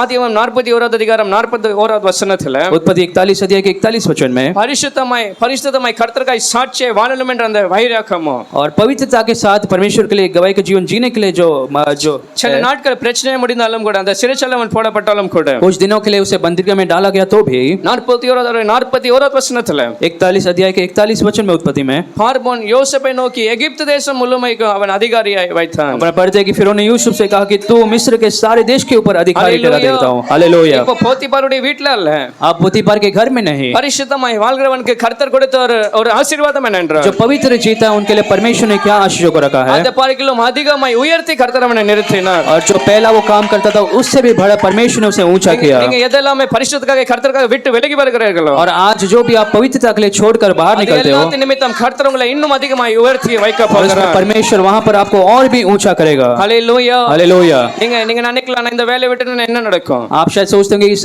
नौकरी को छोड़ दूंगा मैं कहां जाऊंगा, இந்த நண்பர்களை விட்டு நான் என்ன நடக்கும், और अगर इन दोस्तों को छोड़ दिया तो क्या होगा, யார் என்ன சொல்லுவாங்க, என்ன நினைப்பாங்க, அதெல்லாம் யோசிக்கலாம். और आप सोच सकते हो क्या कहेंगे मेरे बारे में, ஆனால் கர்த்தர் உங்களுடைய எதிர்காலத்தை கர்த்தர் ஆசீர்வதித்து வைக்க போகிறார். लेकिन परमेश्वर आपके भविष्य को आशीष करेगा। ஹalleluya. हालेलुया। அந்த யோசேப்பை இப்படி உயர்த்தி ஆசீர்வதிக்க முடியும் उस यूसुफ को अगर परमेश्वर ने ऐसा ऊंचा किया तो எத்தனை பேர் விசுவாசி, நான் கர்த்தருக்காக இன்னும் பரிசுத்தமாய் வாழும்போது कितना विश्वास करते जब हम और भी पवित्र जीवन जीते हैं, கர்த்தர் என்னை ஆசீர்வதித்து உயர்த்த போகிறார். परमेश्वर हमें आशीष कर कर ऊंचा करेगा। அப்படி விசுவாசம் மாத்திரம் கரங்களை தட்டி கர்த்தருக்கு நன்றி विश्वास சொல்லுங்க. करते ताली बजाकर परमेश्वर को धन्यवाद நான் दें। கர்த்தருக்காக பரிசுத்தமாய் வைராக்கியமாய் வாழும்போது, और अब मैं परमेश्वर के लिए जब एक पवित्र जीवन கர்த்தர் जीता हूं, யோசேப்பை போல உயர்த்தி என்னை ஆசீர்வதிக்க போகிறார். परमेश्वर यूसुफ के समान मुझे और भी ऊंचा करेगा। ஹalleluya. thank you lord. हालेलुया। யோசுவா 3:5 வசனத்துல, यहोशू 3 अध्याय के 5वें वचन में, யோசுவா 3வது அதிகாரம் 5வது வசனத்துல यहोशू 3 अध्याय के 5वें वचन में யோசுவா ஜனங்களை பார்த்து சொல்கிறார், यहोशू ने उन लोगों को देखकर कहा, நீங்க இன்னைக்கு உங்களை பரிசுத்தம் பண்ணிக்கொள்ளுங்க. तुम अपने आप को पवित्र करो। என்ன செய்யுங்கள் என்றால் பரிசுத்தம் பண்ணிக்கொள்ளுங்க. तुम अपने आप को पवित्र करो, அப்போ கர்த்தர் உங்கள் நடுவில் அற்புதங்களை செய்வார். और कल के दिन परमेश्वर तुम्हारे मध्य में आश्चर्य कर्म எப்போ करेगा। செய்வார்? तो कब करेगा? நாளைக்கு கர்த்தர் உங்களுக்கு நடுவில் அற்புதங்களை செய்வார். कल के दिन यहोवा तुम्हारे मध्य में आश्चर्य कर्म करेगा। எவ்வளவு சீக்கிரமாய் கர்த்தர் ஆசீர்வதிக்கிறார். और कितना जल्द परमेश्वर आशीष करता है। Consecrate today and tomorrow the Lord will do amazing things. परमेश्वर कहता है कि तुम पवित्र करो। यहोशू ने कहा आज तुम पवित्र करो, परमेश्वर कल तुम्हें आशीष பிரியமாய் करेगा। பரிசுத்தமாய் யாரெல்லாம் வாழ சமர்ப்பிக்கிறார்களோ, जो कोई एक पवित्र जीवन जीने के लिए एक निर्णय लेते இனி हैं, கர்த்தர் ஆசீர்வாதங்களை தாமதிக்க மாட்டார். परमेश्वर अपने आशीषों को नहीं रोकेगा। இனி தடையா அந்த ப்ரமோஷன் உங்க வாழ்க்கையில காணப்படாது. जो रुकावट का कारण जो प्रमोशन जो रुका हुआ है, கர்த்தர் சீக்கிரமா உங்க வாழ்க்கையில அற்புதத்தை செய்வார். परमेश्वर जल्दी आपके जीवन में अद्भुत को करेगा। ஆனா நீங்க செய்ய வேண்டிய ஒரே காரியம், लेकिन आपको केवल एक ही करना है। இன்னைக்கு இந்த ஆராதனையில உங்களை பரிசுத்தம் इस பண்ணிக்கொள்ளுங்க. आराधना में आप अपने आप को और पवित्र करें। இந்த ஆராதனையில பரிசுத்தத்துக்காக சமர்ப்பிங்க. इस आराधना में पवित्रता के लिए अपने जीवन को समर्पित करें। நான் இன்னும் உங்களுக்கு பரிசுத்தமாய் வாழ आप விரும்புகிறேன். कहे कि पवित्र और मैं और भी पवित्र बनना चाहता உம்மை हूँ। பரிசுத்த அலங்காரத்தோட ஆராதிக்க விரும்புகிறேன். पवित्रता के सुंदरता के साथ मैं आराधना करना चाहता हूँ। ஹalleluya. हालेलुया। ஒரு மனுஷன் பாவம் செய்யும்போது அவனை கர்த்தர் ஆசீர்வதித்தா என்ன நடக்கும்? और अगर एक मनुष्य पाप करता है तब अगर परमेश्वर आशीष करे तो क्या होगा? அந்த மனுஷன் இன்னும் அந்த துணிகரம் அந்த பாவம் செய்வான், இன்னும் விரும்பி அந்த பாவத்துல செய்வான். तो मनुष्य और भी पाप में वो जीना चाहेगा। நான் பாவம் செய்து எனக்கு ஒரு ப்ரமோஷன் கிடைச்சிட்டு, वो सोचेगा कि मैं पाप में जीकर मुझे एक प्रमोशन मिल गया। கர்த்தருக்கு தூரமா இருந்தாலும் கூட கர்த்தர் என்னை உயர்த்திட்டார். वो सोचेगा कि मैं परमेश्वर से दूर था फिर भी परमेश्वर मुझे ऊंचा उठाया। கர்த்தர் அப்படி யாரும் உயர்த்த விரும்பதல்ல. लेकिन आज परमेश्वर वैसे आपको नहीं ऊंचा उठाना ஆனால் चाहता। யாரெல்லாம் பரிசுத்தத்துக்காக ஒப்பு கொடுத்து கர்த்தருக்காக வாழுவேன் சாட்சியை வாழுவார்களோ, लेकिन जो कोई परमेश्वर के लिए पवित्र जीवन जीना चाहता है, அவங்களை பார்த்து கர்த்தரே பிரியப்பட்டவங்களை ஆசீர்வதிக்க उन लोगों को देखकर परमेश्वर खुद ही आशीष देगा। ஹalleluya. हालेलुया। எத்தனை பேர் சொன்னீங்க கர்த்தர் என்னை ஆசீர்வதிப்பார்? कितने लोग कह सकते हैं परमेश्वर मुझे आशीष देगा। உங்க வீட்ல கூட ஒரு பையன் தவறே அந்த பணத்தை செலவழிக்கும் போது आपके घर में अगर आपका जो बच्चा है गलत तरीके से पैसे को खर्च करता வேறொரு है பையன் ரொம்ப கவனமா அதை செலவழிப்பான். और दूसरा जो लड़का अगर बहुत सावधानी से पैसे को खर्च நீங்க करता है யாரை நம்பி பணத்தை கொடுப்பீங்க? तो आप किस पर भरोसा कर पैसे को ரொம்ப देंगे? கவனமாய் ரொம்ப பார்த்து அதை செலவழிக்கிறவனுக்கு நீங்க கொடுப்பீங்க. जो बहुत देखकर सावधानी से उन जो पैसे को खर्च करता है आप उन्हें ही पैसे அப்படியே देंगे। கர்த்தர் கூட நம்முடைய பரிசுத்தை பார்த்து நம்மளை ஆசீர்வதிக்கிற और தேவன். ऐसा ही परमेश्वर हमारे पवित्रता को देखकर हमें आशीष करता है। பரிசுத்தமாய் வாழ்கிற எவனையும் கர்த்தர் உயர்த்தி அவர்களை நிறுத்த जो விரும்புகிறார். कोई पवित्र जीवन जीता है परमेश्वर उन्हें ऊंचा करता है। இரண்டாவது கர்த்தருக்காக நாம் உண்மையா இருக்க வேண்டும். और दूसरी बात हमारे परमेश्वर के लिए एक सच्चा जीवन जीना நாம் है। அந்த யூதாஸ் காரியத்தை குறித்து பார்க்கும்போது अगर हम यूदास खरीद के बारे में देखते हैं, அவன் வெளியேந்து எல்லா ஜனங்கள் பார்க்கும்போது जब बाहर से उसे लोग देख रहे थे அவன் எப்படி காணப்பட்டான்? वो कैसे दिखाई दे रहा था? ரொம்ப பர்ஃபெக்ட்டாய் ரொம்ப ஒரு பரிபூர்ணமாய் காணப்பட்டான். वो सबसे बहुत अच्छा दिखाई दे रहा இவனை था। போல வேற ஒரு சீசன் அல்ல. और लोग कहते थे कि इसके जैसा और कोई नहीं। இல்ல இவன் கூட நம்மளை போல இந்த 12 சீசர்களை போல இருக்கிறான். और ये तो हमारे जैसे 12 शिष्यों में से एक है, ஆனால் அவனுக்கு ஒரு அந்தரங்கமான ஒரு வாழ்க்கை இருந்தது. लेकिन उसका एक अंदर उन्हें एक जीवन था மற்ற ஜனங்களுக்கு தெரியாத கண்ணுக்கு பார்வைக்கு தெரியாத ஒரு வாழ்க்கை இருந்தது. जो दूसरे लोग नहीं जानते थे, ऐसा एक जीवन था। அதுல பிசாசு கிரியை செய்தான். उसमें शैतान क्रिया कर रहा அதுல था பிசாசு ஒரு பண ஆசை ஒரு பாவத்துல அவனை விழ செய்தான். और शैतान वहां पर पैसों के लालच में उस पाप में गिरने के लिए मैं उसे ஒவ்வொரு நாளும் பிசாசு அவனை நடத்தினான். हर दिन शैतान ने उसे चलाया था। ஆனால் இவன் இருக்கிற இடம் எங்க? वहां कहां पर था? இருக்கிற இடம் இயேசுவ கூட அவன் இருந்தான். वो यीशु मसीह के साथ ही चल रहा இயேசு था। ஊழியம் செய்கிற இடத்துல எல்லாம் இவன் போவான். जहां पर यीशु मसीह सेवकाई कर रहे थे उनके साथ ही वो चलता था। இயேசு கொடுத்த அந்த ஊழிய பொறுப்பை அவன் செய்தான். यीशु ने जो सेवकाई दी थी उस कामों को वो कर रहा था। மற்ற சீசர்களை போல வாழ்ந்து கொண்டான். दूसरे शिष्यों के साथ वो जी रहा था। அப்பம் பிக்குதல்ல கூட அவன் கூட இருந்து அதுல பங்கெடுத்தான். और प्रभु भोज में भी यीशु मसीह के साथ रहकर वो भाग लेता था। இயேசு சொல்லும்போது நான் அடையாளம் காட்டுவேன் யார் என்ன காண்பித்து கொடுப்பான் என்று. और यीशु मसीह जब कहा कि मैं बताऊंगा कौन मुझे धोखा देगा, அப்போ வேற 11 சீசர் அதை நம்ப கூட முடியவில்லை. और बाकी जो 11 शिष्य थे उन्हें भरोसा भी नहीं कर पाए। அப்படி வெளியே காண்பிக்கிறவனாய் அவன் இருந்தான். और ऐसा वो भारी रूप से अपने आप को दिखा रहा था। அப்படி ஒரு அந்தரங்கமான வாழ்க்கை அவனுக்கு இருந்தது. और ऐसा एक अंदरूनी जीवन जो पाप से भरा उसका जीवन था। அன்னைக்கு கர்த்தர் அப்படிப்பட்ட வாழ்க்கையை நம்ம வாழ்க்கையில பார்க்க விரும்புவதில்லை. आज परमेश्वर हमें हमारे जीवन में ऐसा नहीं देखना चाहता। எத்தனை சொல்லுங்க உண்மையா நான் கர்த்தருடைய சமூகத்துல लोग ஒப்புக்கொடுப்பேன். कह सकते हैं मैं सच्चाई के साथ परमेश्वर की उपस्थिति में रहूंगा। ஹalleluya. हालेलुया।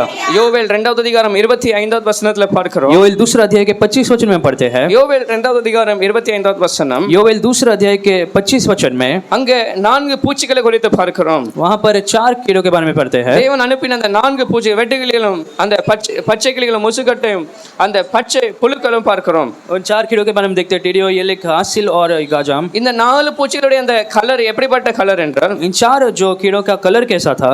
எந்த கலர்ல இருக்கும்? वो कैसे कलर के थे?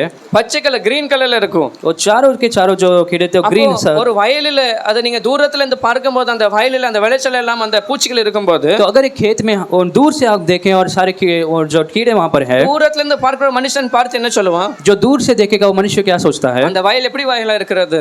उसे क्या लगेगा कि वो खेत ரொம்ப कैसा है? பச்சை ரொம்ப ஆசீர்வாதமாய் செழிப்பா तो இருக்கிறது. बहुत ही हरा भरा है, बहुत ही आशीष भरा है। ஆனால் உள்ள அந்த வயலில என்ன நடக்கிறது लेकिन என்றால் उस खेत में अंदर क्या था? அந்த பூச்சிகள் அந்த எல்லாம் செழிப்பை அழித்து போடுகிறது. वो जो कीड़े थे उस खेत को नाश कर रहे அந்த थे, ஆசீர்வாதங்களை அழித்து போடுகிறது. उन आशीषों को नाश कर रहे ஒரு थे, வெறுமையை கொண்டு வருகிறது. खालीपन को ला ஒரு रहे थे, நஷ்டத்தை கொண்டு வருகிறது. एक नष्ट को वहां पर ला ஒரு रहे थे, அழிவை கொண்டு வருகிறது. एक नुकसान को वहां पर ला रहे थे। தூரத்தை பார்க்கிறவர்களோ இது பெரிய செழிப்பான ஒரு வயல் என்று பார்க்கிறார்கள். लेकिन जो दूर से देख रहे थे उन्हें लगा कि ये बहुत ही अच्छा खेत है। लेकिन நம்முடைய வாழ்க்கை எப்படி இருக்கும் என்றால் आज अगर हमारा जीवन ऐसा हो तो கர்த்தருடைய சமூகத்தில் நாம் ஒப்புக்கொடுக்க வேண்டும். हमें परमेश्वर की उपस्थिति में समर्पित करना சில है। நேரம் நாம் ஜனங்களுக்கு மத்தியில ஜெபிக்கிறோம். कुछ समय हम लोगों के सामने प्रार्थना करते ஆனால் हैं, அந்த அந்தகார வாழ்க்கையில ஜெபம் இருக்கிறது என்று கவனிக்க लेकिन வேண்டும். हमें सोचना है कि हमारे अंदरूनी जीवन में हमारे व्यक्तिगत जीवन में प्रार्थना है या நாம் नहीं। என்ன ஜெப கூடி வரதுல சபை கூடி வரதுல நாம் கூடி வருகிறோம். हम कलीसिया में तो आकर मिलते हैं, நாம் உபவாசிக்கிறோம். हम अभी उपवास रखते ஆனால் हैं, அந்தரங்க வாழ்க்கையில கர்த்தர் மேல ஒரு பெரிய விசுவாசம் இருக்கிறது, ஒரு கர்த்தருக்கு பயப்படுற அந்த பயம் இருக்கிறது. लेकिन हमें देखना है कि हमारे जो व्यक्तिगत जीवन में परमेश्वर के लिए जो भय है, परमेश्वर के लिए हम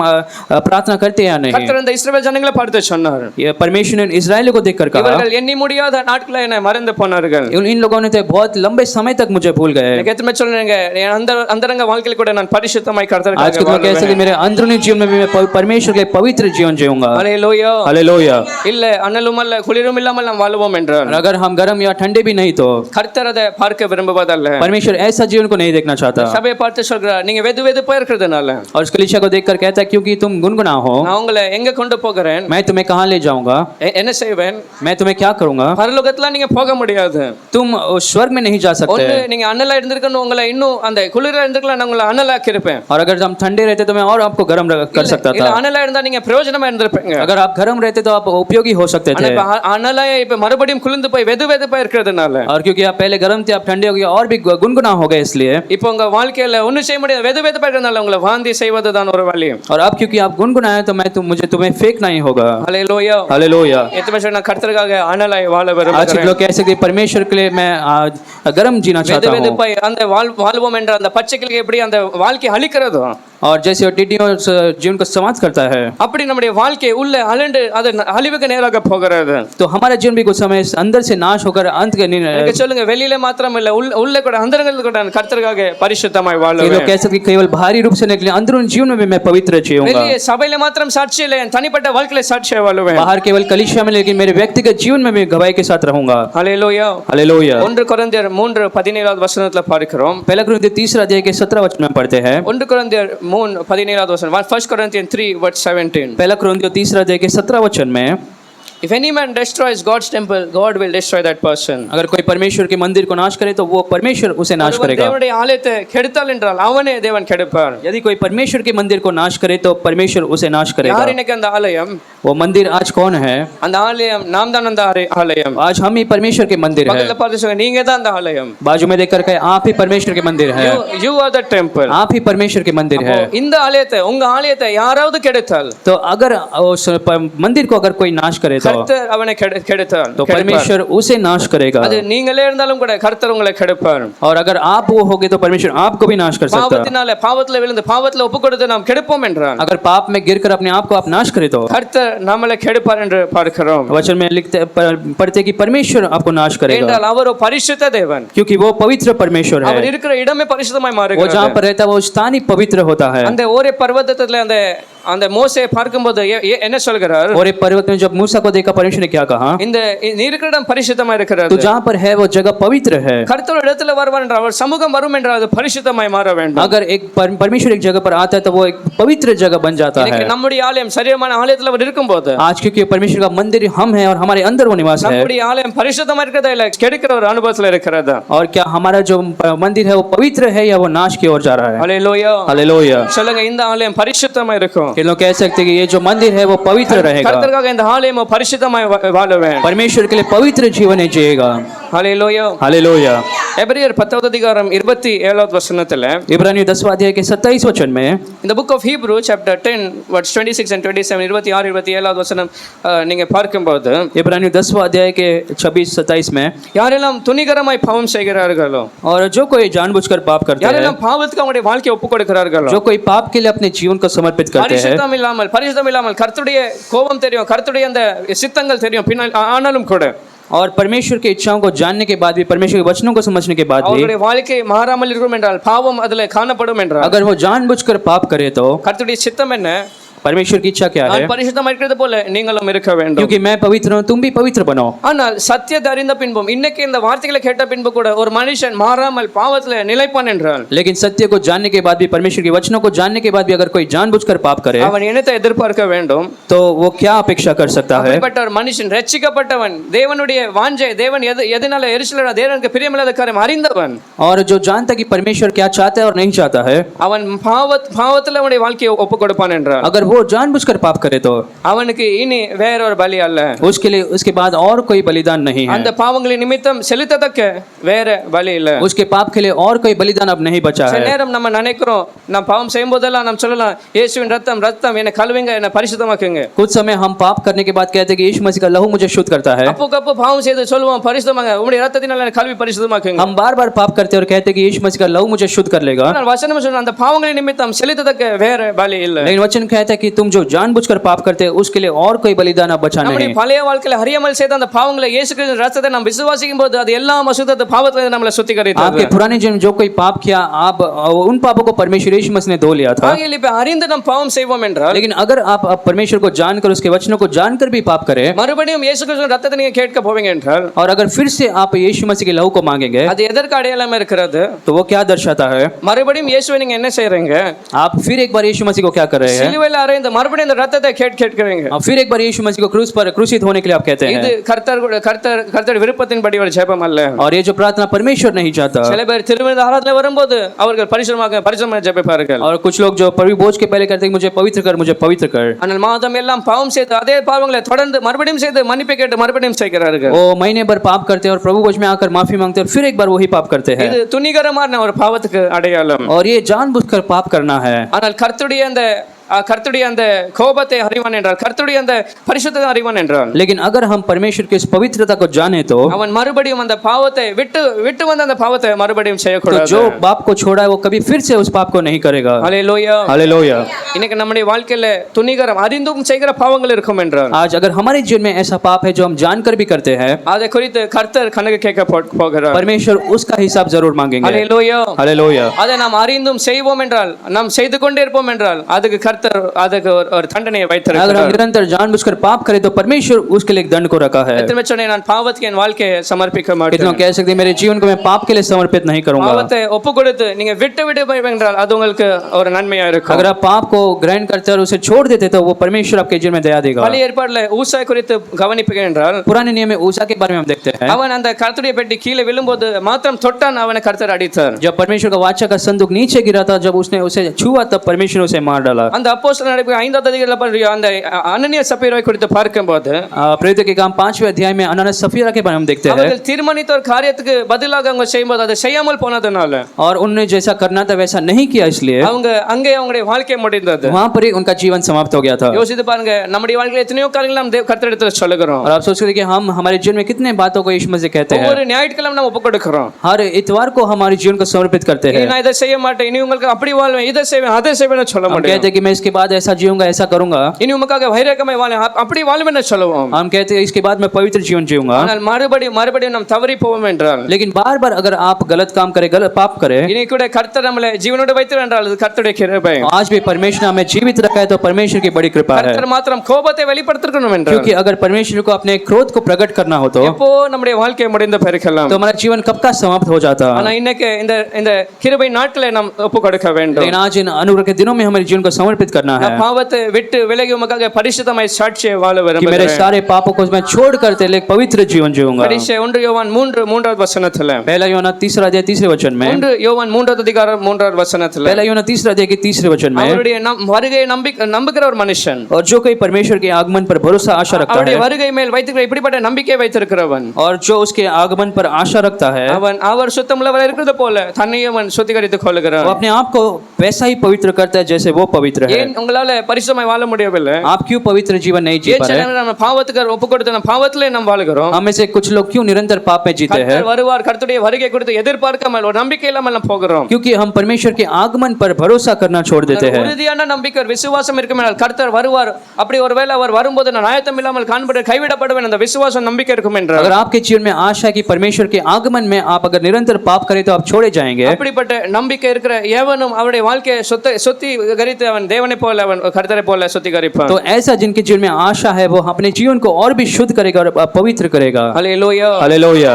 ஒரு நாட்கள்ல ஒவ்வொரு நாளும் சுத்திகரிக்கிற வாழ்க்கை இருக்கும். और एक दिन नहीं लेकिन हर दिन वो अपने आप को पवित्र करेगा ஒவ்வொரு நாளும் பரிசுத்தமாக்கி கொள்வான். और हर दिन अपने आप को पवित्र करेगा. கர்த்தருடைய வார்த்தையை கொண்டு, ஜெபத்தை கொண்டு, அந்த சமூகத்தை கொண்டு, परमेश्वर के वचनों को लेकर उसके प्रार्थना कर और उसके उपस्थिति में அந்த வருகைக்காய் காத்திருந்து பரிசுத்தமாய் அவன் उसके வாழ்வான். आगमन के लिए आशा करते हुए निरंतर पवित्र बनेगा. என்றால் கர்த்தருடைய வார்த்தை சொல்கிறது, क्योंकि परमेश्वर का वचन कहता है பரிசுத்தம் இல்லாமல் ஒருவனும் தேவனை தரிசிப்பது அல்ல. बिना पवित्रता के कोई भी परमेश्वर को देख नहीं सकता. Without holiness no one can see God. बिना पवित्रता के साथ कोई भी परमेश्वर को देख नहीं पाएगा. நாம் எல்லாரும் எழுந்து கர்த்தரை ஸ்தோத்திரிப்போம். हम सब खड़े होकर परमेश्वर को धन्यवाद दें.